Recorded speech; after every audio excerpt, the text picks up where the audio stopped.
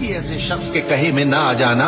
जो बहुत कस्में खाने वाला है, जलील है। शरारत से इशारे करने वाला, लगाई बुझाई करने वाला, माल देने में बड़ा बखील, हद से बढ़ा हुआ बदकार, सख्त खू और इसके अलावा बदजात है। इस सबब से कि माल और बेटे रखता है,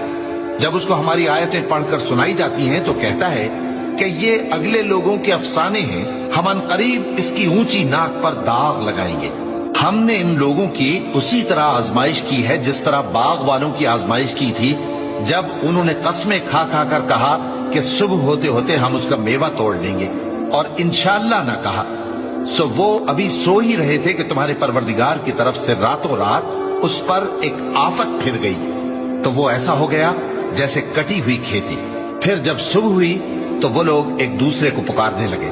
कि अगर तुमको काटना है तो अपनी खेती पर सवेरे ही जा पहुंचो